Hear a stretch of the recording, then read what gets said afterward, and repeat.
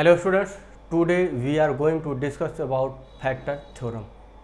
In this video clip, we will also revise about the remainder theorem because some points of the remainder theorem we will use in the factor theorem.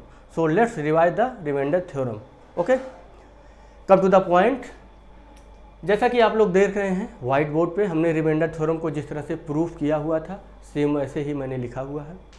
Remainder theorem में आपको बताया गया था कि एक polynomial px है जिसकी degree 1, 2, 3 या मोर देन हो सकती है। डिग्री अगर 1 है तो वह लाइनियर हो सकता है, 2 है तो क्या हो सकता है वो क्वाड्रेटिक हो सकता है, 3 है तो क्यूबिक हो सकता है और उससे बड़ा भी हो सकता है डिग्री वाला ये पॉलिनोमियल। ये पॉलिनोमियल किसी भी डिग्री का हो सकता है। एक पॉलिनोमियल हम लोगों ने लिया था x माइनस ए। जो x माइनस ए पॉलिनोमियल था वो था लीनियर पॉलिनोमियल जिसकी डिग्री क्या होती है 1 होती है। और x माइनस ए में जो a आपको नज़र आ रहा है वो है a को बोलते हैं रियल नंबर, मतलब हम वहाँ पर a को कोई भी रियल नंबर माना गया था। उसके बाद थर्ड पॉइंट आपका px को हम डिवाइड करते हैं x माइनस ए से। सपोज दैट हम इस पॉलिनोमियल को इस पॉलिनोमियल से डिवाइड अगर कर रहे हैं तो थ्योरम कह रहा है कि रिमाइंडर जो बचेगा वो पी ए के फॉर्म में बचेगा। पी ए के फॉर्म में मतलब x की जगह पर हम a जब रखेंगे उस पॉलिनोमियल में जिसको हम डिवाइड कर रहे हैं, x की जगह पर a अगर हम रखेंगे तो जो हमको आंसर मिलेगा हमको जो रिमाइंडर मिलेगा वो पी ए के फॉर्म में ही मिलेगा।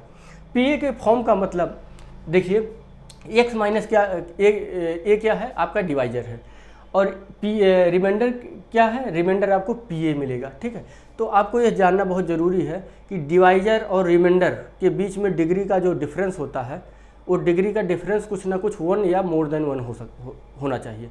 जैसे मान लीजिए डिवाइजर की डिग्री यहाँ पर 1 है क्योंकि यह लाइनियर पॉलिनोमियल है, इसकी डिग्री 1 है, तो जाहिर सी बात है रिमाइंडर की डिग्री 1 से कम ही होगी, वह 0 हो सकती है। ठीक है, तो हम लोगों ने यही प्रूफ कर दिया था कि जो भैया रिमाइंडर मिल रहा है पी ए मिल रहा है उसकी डिग्री इससे कम है और यह अगर लाइनियर पॉलिनोमियल है तो यह क्या है इसकी डिग्री 1 है तो इसकी डिग्री 0 है या कांस्टेंट है, इसलिए क्या ये पी ए के फॉर्म में मिलेगा। तो किया क्या था हमने कंसीडर कर लिया था, मान लिया था कि पी एक्स को x माइनस ए से जब डिवाइड हम करते हैं तो हमको कोसेंट में क्यू एक्स मिलता है। कोसेंट क्या मिलता है क्यू एक्स एक पॉलिनोमियल और रिमाइंडर एक पॉलिनोमियल आर एक्स मिलता है। ठीक, हमने ये मान लिया था।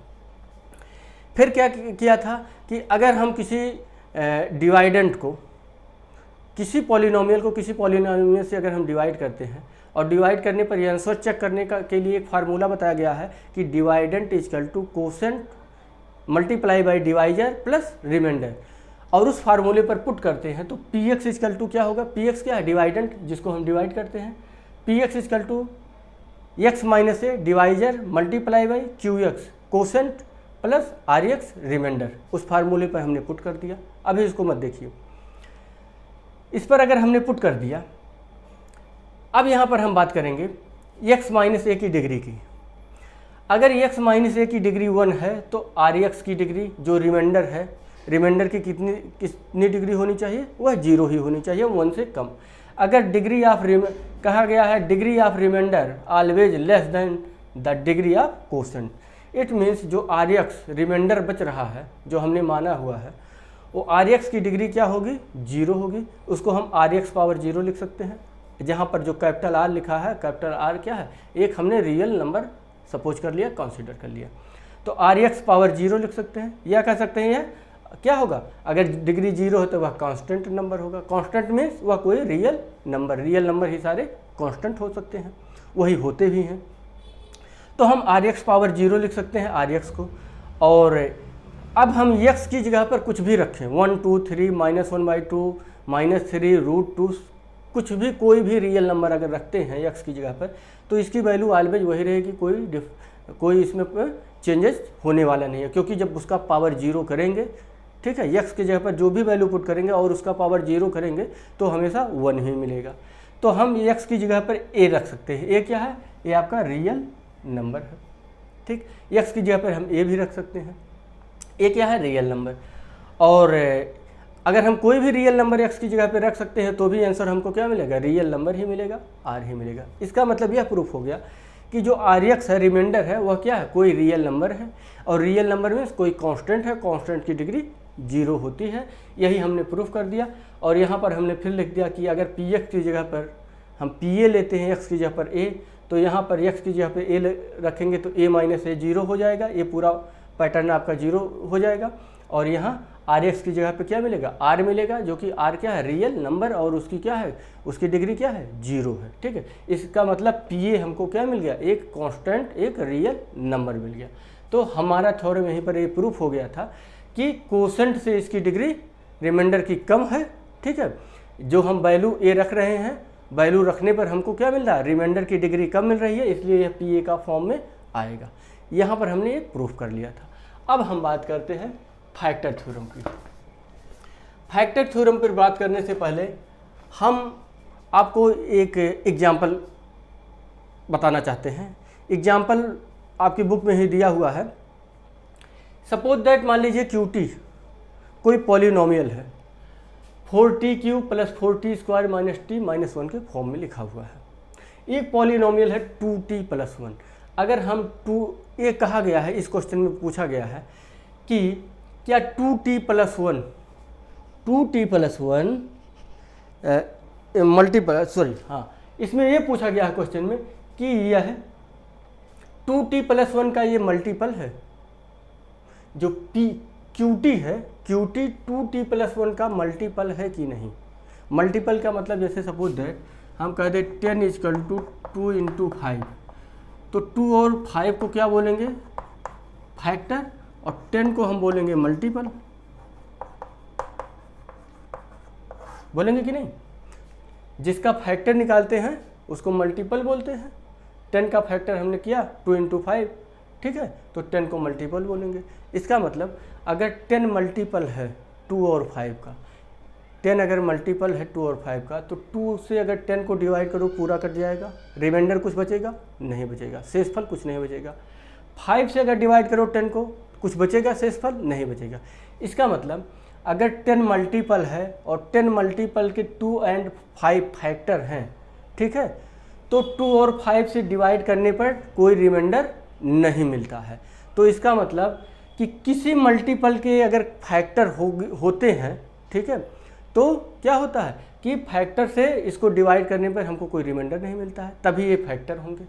ठीक है, तो सेम रूल यहाँ पर भी लगेगा। अगर यह मल्टीपल है, अगर यह मल्टीपल है 2t + 1 का, तो 2t + 1 क्या होना चाहिए, 2t + 1 इसका फैक्टर होना चाहिए। या कह दें कि 2t + 1 इसका अगर फैक्टर होना चाहिए तो 2t + 1 से यह पूरी तरह डिवाइड हो जाना चाहिए। और अगर यह पूरी तरह डिवाइड हो जाना चाहिए तो इसका मतलब रिमाइंडर डिवाइड करने पर हमको 0 मिलना चाहिए। तो क्या इससे डिवाइड करेंगे रिमाइंडर 0 मिलेगा? तो हम आ जाते हैं जीरोज निकालते हैं। सबसे पहले हम 2t + 1 का अगर जीरोज निकाल दें और जीरोज को हम पुट कर दें, इसमें जीरोज के बारे में पढ़ा ही है कि जीरोज अगर हम किसी का पुट करते हैं, ठीक है, और अगर हमको ये आंसर क्या मिलता है, 0 मिलता है, अगर ये आंसर 0 मिलता है तो क्या होगा, वह क्या होगा, इसका वह फैक्टर होगा। ये आंसर अगर 0 मिलता है तो फैक्टर होगा, और अगर ये आंसर 0 नहीं मिलता, कोई कांस्टेंट नंबर मिलता है तो फैक्टर नहीं होगा।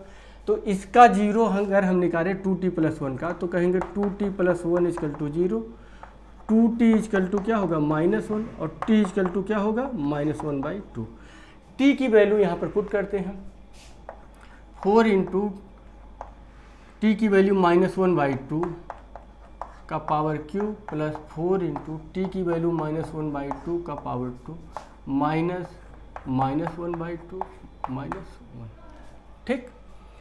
4 × -1/2 का क्यूब करोगे तो -1/8 मिलेगा आपको, ठीक है। माइनस को 3 बार मल्टीप्लाई करने पर माइनस ही मिलता है। प्लस माइनस का स्क्वायर होगा तो प्लस ही होगा, प्लस प्लस प्लस होगा, और 1/2 का स्क्वायर होगा 1/4, और ये माइनस माइनस प्लस हो जाएगा 1/2 -1, ओके। 4 से 8 को काट दो तो 2 मिल जाएगा आपको, ये बन जाएगा आपका -1/2।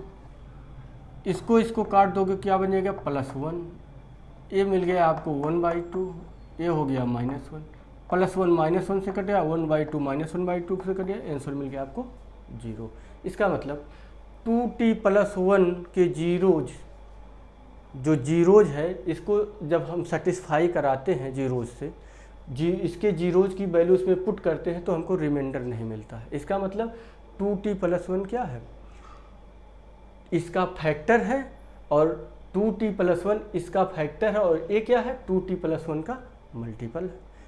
ये बात क्लियर हो गई। अब आते हैं हम फैक्टर थ्योरम पर। फैक्टर थ्योरम में ये कहा गया है,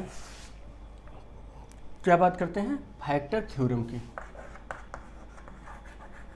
फैक्टर थ्योरम काफ़ी इजी है, रिमाइंडर थ्योरम से काफ़ी इजी है फैक्टर थ्योरम आपका। फैक्टर थ्योरम क्या बोल रहा है कि if px is a polynomial of degree n greater than या इक्वल टू 1, कह रहा है कि px एक पॉलिनोमियल है जिसकी डिग्री क्या है, या तो 1 है या 1 से बड़ा है। ठीक है, या तो 1 है या 1 से बड़ा है। इसका मतलब होता है कि 1 से बड़ा या 1, और इसका मतलब 1 के इक्वल। ठीक है, तो px की डिग्री है 1 या 1 से अधिक है। ठीक, clear. a any real number है, a कोई रियल नंबर है, और x माइनस a से हम px को डिवाइड करेंगे। a क्या है, यहाँ पर भी a equal to real number है, कोई रियल नंबर है। अब ये कहा गया है इस थ्योरम में कि अगर हम ये कहा गया ये रियल नंबर है, अगर ये कह रहे हैं कि अगर pa 0 होगा तो x माइनस a फैक्टर होगा। अगर pa, जब हम x माइनस a से रिमाइंडर डिवाइड किए थे तो रिमाइंडर क्या मिला था, pa मिला था ना। अगर pa को हम 0 रख देंगे तो x माइनस a फैक्टर होगा। यही फैक्टर थ्योरम कह रहा है कि px क्या है, कोई पॉलिनोमियल है जिसकी डिग्री 1 या मोर देन 1 है। x माइनस a क्या है, कोई पॉलिनोमियल है जो लाइनियर पॉलिनोमियल ही है, रिमाइंडर थ्योरम में बताया गया। a रियल नंबर है। अगर इफ़ जो रिमाइंडर बचता है pa, अगर रिमाइंडर 0 होगा तो x माइनस a फैक्टर होगा। यही हमको प्रूफ करना है। तो हम लोगों ने उस वीडियो क्लिप में क्या पढ़ा था, अभी जो हमने वाइट बोर्ड पर समझाया, ये बताया था कि px equal to x minus a और qx और प्लस रिमाइंडर बोला था हमने rx। ओके, x की जगह पर हम क्या रख रहे हैं, a रख रहे हैं, सॉरी pa इक्वल टू 0। ठीक है, रख दीजिए x minus a into qx plus rx को क्या कह सकते हैं, rx क्या था, rx क्या था आपका, rx आपका आया था क्या, ra power 0 equal to rx क्या था आपका, एक कांस्टेंट था, वह रियल नंबर था। ठीक है, जो rx था, और rx क्या आपके, rx क्या था, r था आपका, जो rx था rx, इसको हमने क्या कहा था कि ये r है, और यही क्या है, यही pa के बराबर है। यही तो pa हमने प्रूफ किया था कि यही pa है जो rx है। तो हम rx की जगह पे क्या रख सकते हैं, रिमाइंडर थ्योरम की मदद लेंगे तो rx की जगह पे हम लिख सकते हैं pa रख सकते हैं, या x minus a into qx plus pa। हम कह रहे हैं कि pa अगर 0 होगा तो pa 0 कर दो। तो अगर pa 0 हो गया तो px क्या होगा, x minus a into qx, मतलब px किस फॉर्म में आ गया, जैसे हमने आपको बताया था 10 इक्वल टू 2 इंटू 5, वैसे px क्या हो गया, x minus a into qx, मतलब px के दो क्या हैं, फैक्टर मिल रहे हैं। तो दो फैक्टर मिले जिसमें से एक फैक्टर x माइनस a भी है। तो ये प्रूफ हो गया ना कि x माइनस a क्या है। अगर pa को हम 0 रखेंगे तो x माइनस a क्या होगा, px का फैक्टर होगा। क्लियर। अब दूसरा जो आपका थ्योरम बता रहा है कि अगर x माइनस a फैक्टर है तो pa 0 होगा। कह रहा कि अगर x माइनस ए फैक्टर है, अगर x, अभी क्या हमने प्रूफ किया कि PA को अगर जीरो कर दिया जाए तो x माइनस ए फैक्टर होगा। अब कह रहा है अगर x माइनस ए फैक्टर होगा तो PA जीरो होगा। फिर वही उसी फार्मूले पे चलते हैं कि PX इक्वल टू आपका x माइनस ए इंटू QX और प्लस RX, ठीक है। कह रहा कि x माइनस ए फैक्टर है अगर, तो अगर x माइनस ए फैक्टर है तो अभी हमने प्रूफ किया कि x माइनस ए अगर फैक्टर हो तो RX क्या होगा, जीरो होगा ना। RX जीरो होगा तभी तो x माइनस ए फैक्टर होगा, तो हम RX को जीरो रखेंगे। तो और क्या कहेंगे कि x माइनस ए अगर फैक्टर है तो क्या होगा, RX को हम जीरो रखेंगे, क्योंकि जब ए फैक्टर है तो इसकी जगह पे हम जीरो रखेंगे। PX equal to x minus A into QX, इसकी जगह पे हम जीरो रख लेते हैं, ठीक। और x की जगह पे अगर हम PA निकालते हैं तो ए होगा आपका a minus A into QX plus zero. a minus A आपका क्या होगा, जीरो इंटू QX करेंगे तो भी जीरो होगा, plus zero equal to zero. मतलब PA क्या हो गया आपका, जीरो हो गया। अगर x माइनस ए फैक्टर हम रखेंगे तो PA जीरो होगा। x माइनस ए फैक्टर है तो x इक्वल टू ए रख सकते हैं ना। जैसे हम t वाले में बताए थे कि अगर 2t माइनस वन वाले फॉर्म में बताए थे क्या कि 2t माइनस वन अगर फैक्टर है तो t की वैल्यू क्या करेगी, t की वैल्यू यहाँ पर रखेंगे और t की वैल्यू वहाँ पर रखे थे तो क्या आया था, जीरो मिला था। तो यहाँ पर x माइनस ए की जो वैल्यू है x इक्वल टू हम क्या करेंगे, x इक्वल टू ए रखेंगे। तो x इक्वल टू अगर हम ए रखते हैं तो क्या मिलता है, जीरो मिल जाता है। इसका मतलब PA क्या मिल रहा है हमको, जीरो मिल जा रहा है। PA क्या हो गया आपका, PA जीरो हो गया, ठीक है। तो यही आपका रिमाइंडर फैक्टर थ्योरम है। फैक्टर थ्योरम आपका यही बताता है कि अगर कोई पॉलिनोमियल PX है, अगर कोई पॉलिनोमियल PX है, ठीक है, तो अगर x और PX को हम x माइनस से किसी पॉलिनोमियल से डिवाइड कर रहे हैं, अगर डिवाइड कर रहे हैं तो जो अगर रिमाइंडर आपका जीरो है तो x माइनस ए फैक्टर होगा, अगर x माइनस ए फैक्टर होगा तो रिमाइंडर आपका जीरो होगा, ठीक है। मतलब दोनों पॉइंट्स आपको देखने पड़ेंगे। अगर एक फैक्टर है तो दूसरा जीरो होगा, दूसरा जीरो है तो एक फैक्टर होगा। यही आपका फैक्टर थ्योरम है। आप इस पे क्वेश्चन और करेंगे तो आपको ज़्यादा क्लियरिटी मिलेगी। ओके, ठीक है।